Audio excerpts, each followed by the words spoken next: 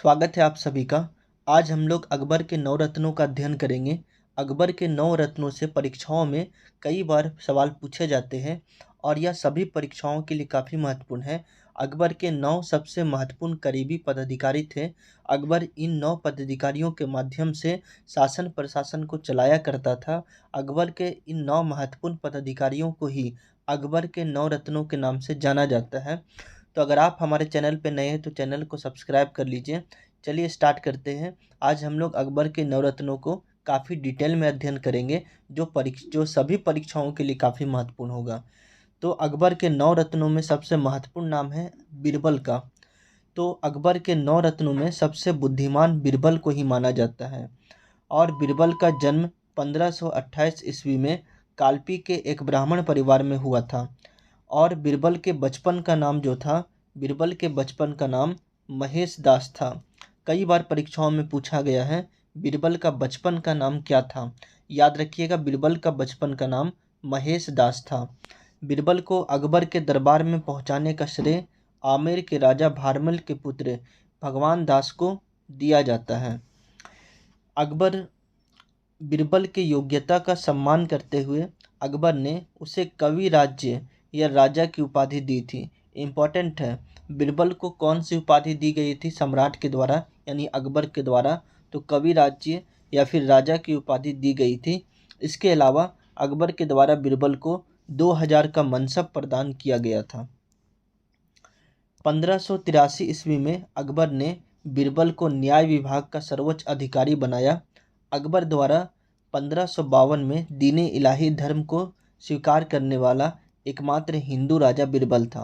यानी अकबर ने एक नए धर्म की स्थापना की थी। अकबर के द्वारा स्थापित नए धर्म का नाम दीन-ए इलाही था और दीन-ए इलाही को स्वीकार करने वाला, अकबर के धर्म को स्वीकार करने वाला, उसको मानने वाला एकमात्र हिंदू राजा बीरबल था। ये भी परीक्षाओं में सवाल पूछा जाता है। 1586 ईस्वी में यूसुफ जई कबीले से लड़ते हुए बीरबल की मृत्यु हो जाती है। बीरबल की मृत्यु से अकबर काफ़ी दुखी हो जाता है और उन्होंने 3 दिन तक अन्न ग्रहण नहीं किया था। अकबर के बाद दूसरा रत्न है अबुल फजल। इम्पॉर्टेंट है, याद रखिएगा। अबुल फजल सूफी शेख मुबारक के पुत्र थे। अपनी योग्यता के कारण यह अकबर के संपर्क में आते हैं और उसके मित्र हो जाते हैं। या इतिहास, दर्शन एवं साहित्य के विद्वान थे। अकबरनामा और ऐन अकबरी जैसे ग्रंथों की रचना अबुल फजल ने की थी। अबुल फजल दीन-ए इलाही का मुख्य पुरोहित था। यानी अकबर को दीन-ए इलाही धर्म की स्थापना करने के लिए जो प्रोत्साहित किया था वह अबुल फजल था। इसलिए पूछा जाता है कि दीन-ए इलाही का मुख्य पुरोहित कौन था? तो आंसर होगा अबुल फजल। मनसबदार होने के साथ ही एक कुशल योद्धा भी था। उन्होंने दक्षिण भारत में कई युद्ध का सफल संचालन किया था और इसकी हत्या अकबर के पुत्र 1602 ईस्वी में शहजादा सलीम, जिसका वास्तविक नाम जहांगीर था, इसके द्वारा दक्षिण से आगरा की ओर जा रहा था, उस समय इसकी हत्या कर दी गई। अगला है तानसेन। तीसरा इम्पॉर्टेंट रत्न है अकबर का, वो है तानसेन। तानसेन का जन्म ग्वालियर में हुआ था। यह संगीत कला में अत्यधिक निर्गुण थे। उनकी संगीत की प्रशंसा सुनकर सम्राट अकबर ने इन्हें दरबार में बुलाया था। तानसेन को संगीत सम्राट भी कहा जाता है। याद रखिएगा, परीक्षाओं में पूछा जाता है कि अकबर ने तानसेन को क्या उपाधि दी थी। अकबर ने तानसेन को कंठाभरण वाणी विलास की उपाधि से सम्मानित किया था। इसके अलावा उन्होंने कई नए रागों की रचना की थी। इनकी समय में ध्रुपद गायन शैली का विकास हुआ था। तानसेन की मुख्य कृतियों में मियाँ का टोड़ी, मियाँ की मल्हार, मियाँ की सारंग। तानसेन की मृत्यु 1589 ईस्वी में हो जाती है।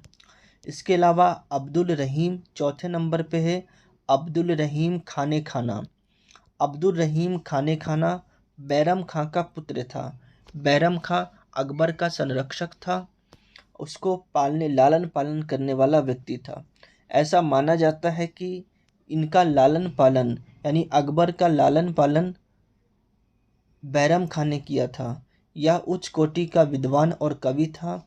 उन्होंने तुर्की में लिखे बाबरनामा का फारसी भाषा में अनुवाद किया था। कौन? तो अब्दुल रहीम खाना खाना। याद रखिएगा, परीक्षाओं में पूछा जाता है कि बाबरनामा का फारसी भाषा में अनुवाद किसने किया? बाबरनामा का फारसी भाषा में अनुवाद अब्दुल रहीम खाने खाना ने किया था। इनकी हिंदी में लिखे दोहे आज भी पढ़ी जाती है। अकबर का पुत्र जहांगीर भी उनके व्यक्तित्व से प्रभावित था। अकबर ने इन्हें खाना खाना की उपाधि दी थी। पांचवा रत्न है मानसिंह। यह आमेर के राजा भारमल का पौत्र था तथा भगवान दास का पुत्र था। अकबर के साम्राज्य विस्तार में महत्वपूर्ण भूमिका निभाया था। इनके परिवार से अकबर का वैवाहिक संबंध स्थापित हुआ, जिससे अकबर ने हिंदुओं से उदारता का व्यवहार करते हुए जजिया कर समाप्त कर दिया था। याद रखिएगा, अकबर ने जजिया कर को समाप्त किया था। महाराणा प्रताप के विरोध अकबर की विजय मानसिंह ने ही दिलाई थी। सम्राट अकबर की ओर से इन्होंने काबुल, बंगाल तथा बिहार प्रदेश पर सफल सैनिक अभियान चलाया था और इसकी मृत्यु 1611 में हो गई थी। अगला है राजा टोडरमल। 6 नंबर पे है राजा टोडरमल। आइए राजा टोडरमल के बारे में देखते हैं। राजा टोडरमल का जन्म अवैध जिला के सीतापुर के तहसील लहरपुर में हुआ था। अकबर के यहाँ आने से पूर्व यह शेरशाह सूरी के यहाँ नौकरी करता था। यह 1562 में अकबर की सेना में भर्ती होता है और 1572 में इन्हें गुजरात का दीवान बनाया जाता है। इनकी प्रतिष्ठा का मुख्य कारण है इनके द्वारा किए गए भूमि सुधार। तो राजा टोडरमल के द्वारा भूमि सुधार किया गया था। दीवाने अशरफ के पद पर रहकर इन्होंने भूमि सुधार की सफल योजना चलाई थी। आपसे पूछा जाएगा, निम्नलिखित में से अकबर के 9 रत्नों में से कौन से रत्न को दीवाने अशरफ के पद पर शामिल किया गया था या दीवाने अशरफ का पद दिया गया था? तो राजा टोडरमल। उन्होंने कई युद्धों में भी भाग लिया या अपने धर्म के कट्टर समर्थक थे, इसलिए अकबर के द्वारा चलाए गए दीन इलाही धर्म को राजा टोडरमल ने स्वीकार नहीं किया। इनकी मृत्यु 1579 ईस्वी में हो जाती है। अगला है फैजी। 7वें नंबर पे है फैजी। या अबुल फजल का बड़ा भाई था। फैजी उच्च कोटि का कवि लेखक था। सम्राट अकबर ने इन्हें राज कवि के पद पर आसीन किया था। उन्होंने महाभारत और भगवद गीता को फारसी भाषा में अनुवाद किया था। पूछा जाएगा अकबर का राज कवि कौन था? तो फैजी आंसर होगा। और अकबर के 9 रत्नों में से कौन से रत्न ने महाभारत और भगवद गीता को फारसी भाषा में अनुवाद किया था? तो आंसर होगा फैजी। यह दीन इलाही धर्म के कट्टर समर्थक था। गणित की प्रसिद्ध पुस्तक लीलावती का फारसी भाषा में इन्होंने अनुवाद किया था। इसकी मृत्यु 1595 में हो जाती है। अगला 8वां नंबर पे है हकीम उमाम। यह अकबर का विश्वास पात्र मित्र था। अकबर के रसोई घर का प्रबंध करने वाला था। अकबर के किचन का मैनेजमेंट करता था। उनकी जिम्मेदारी थी। अकबर ने प्रसन्न होकर इन्हें 9 रत्नों में शामिल कर लिया था। अगला है मुल्ला दो प्याजा। 9 नंबर पे है मुल्ला दो प्याजा। यह अरब के रहने वाले थे और इन्हें भोजन में 2 प्याज बहुत पसंद था, इसलिए अकबर ने इनका नाम मुल्ला दो प्याजा रख दिया। अपनी बुद्धिमानी व वाक्पटुता के कारण 9 रत्नों में शामिल किया। तो ये थे अकबर के 9 रत्न जो परीक्षाओं में पूछे जाते हैं। वीडियो को शेयर कर दीजिए, लाइक कर दीजिए। चलिए मिलते हैं हम लोग अगले वीडियो में। जय हिंद, जय झारखंड।